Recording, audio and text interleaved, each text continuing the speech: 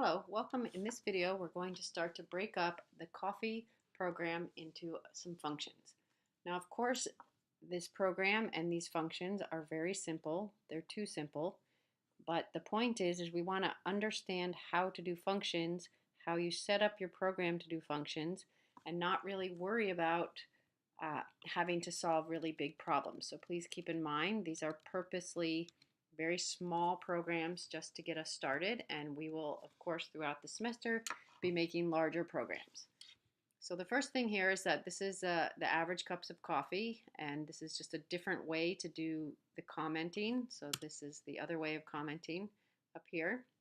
Now let's just remember that we have our preprocessor directives at the top.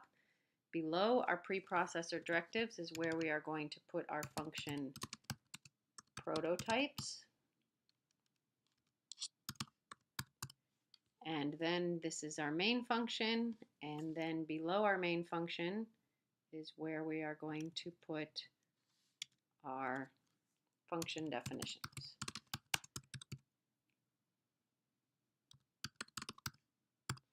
So our function definitions are going to go down here, and we're going to put our function prototypes up here at the top. All right, so let's get started. All right, so down here at the bottom, below the end of the main function, after the return 0, is where the function definitions go, and that's what we're going to start with.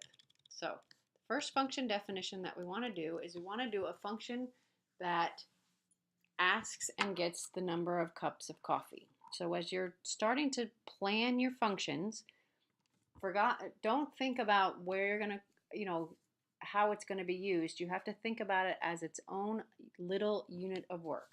So this function is going to ask, get, and return the number of cups of coffee. And again, I realize this is a very, very simple function, but it is a good way to learn how to program is by making things very simple and trying just to understand the concept.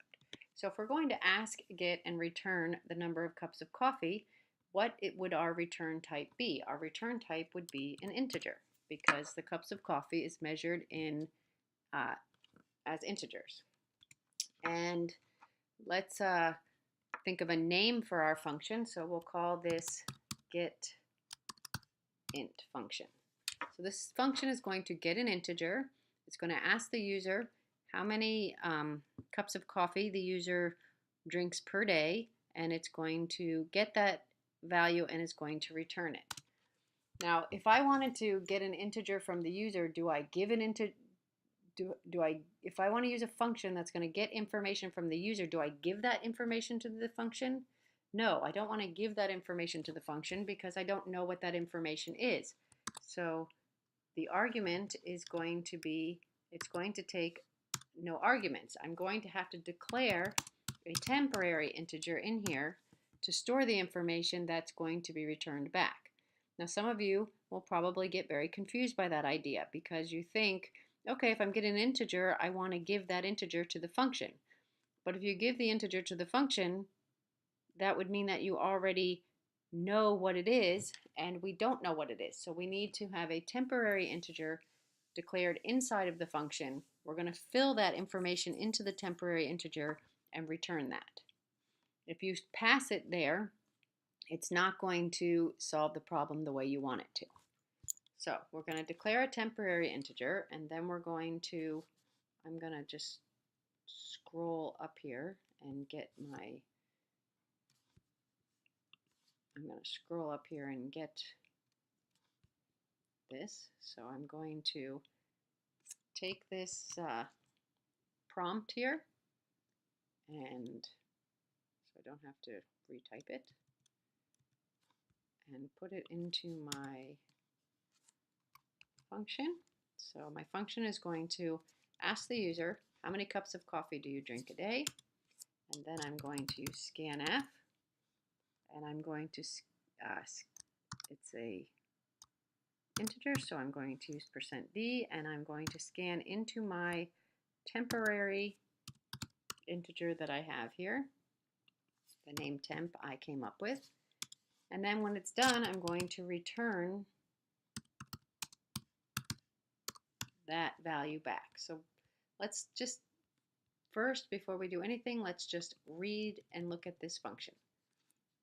This function is going to ask, get, and return the number of cups of coffee. So does it do that? Does the function, it declares a variable, it asks how many cups of coffee do you drink each day, it gets that number of cups of coffee through scanf, and it returns that value.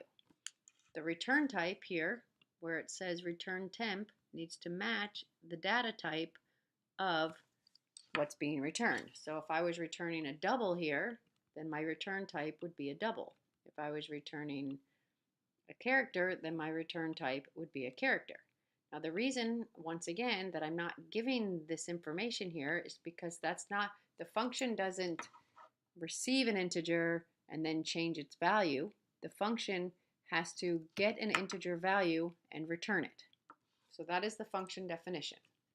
Now what you do here, once you've created your function, you take the header of your function with the comment and you copy it and you go up to the top of your program, here where it says function prototypes, and you put the prototype there with a semicolon at the end. So all the function prototype does, it says that in this program there is a function, the function's name is getInt, and the function returns an integer and takes no arguments.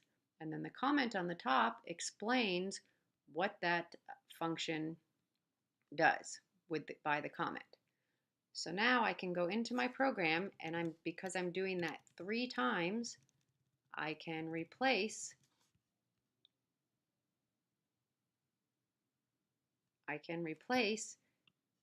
these sections right here with the function call. So the first time I'm going to use this function call called getInt, that's the name of the function, and it doesn't take any arguments, so the function call must have, all function calls have parentheses, whether it's a function call that takes arguments or doesn't take arguments, it's required to have the parentheses. And because this function returns an integer, I need to have an integer prepared to capture what's being returned. And the way that you do that is through an assignment statement. So cups1 or cups is going to accept what's being returned by the getInt function. So what's going to happen when it gets to this statement right here, instead of filling cups1 right here with a printf and scanf, this getInt function is going to be called. The program's going to jump out of the main function and into this getInt function. A temporary integer will be declared. This printf will execute, this will execute, and the value will be returned. And when that value gets returned, that is the return from that function, it will then be assigned to cups. And now I need to do the same thing for cups2.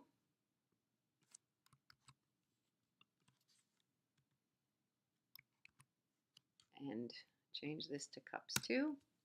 And I want to do the same thing for cups3. So in this case, what I've done is instead of saying how many cups and getting the cups, and then saying how many cups and getting the cups and how many cups and getting the cups, I've changed it to reuse this getInt function 3 times. So let's go back and take a look at that function one more time. This function, when you are creating a function and you're writing the definition of a function, what you do is you decide what it does.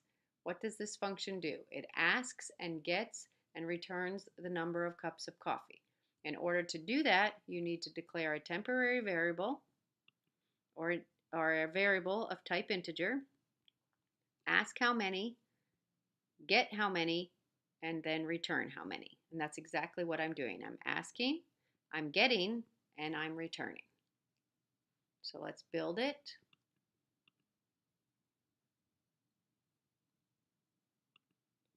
And run it. So it says how many cups of coffee? 4. How many cups of coffee? It went back again. 5. How many cups of coffee? 11. And the sum is 20. And the program, this particular one is not doing any calculations yet, but in the next video we will add some more calculations. So far we have only broken this program into one extra function.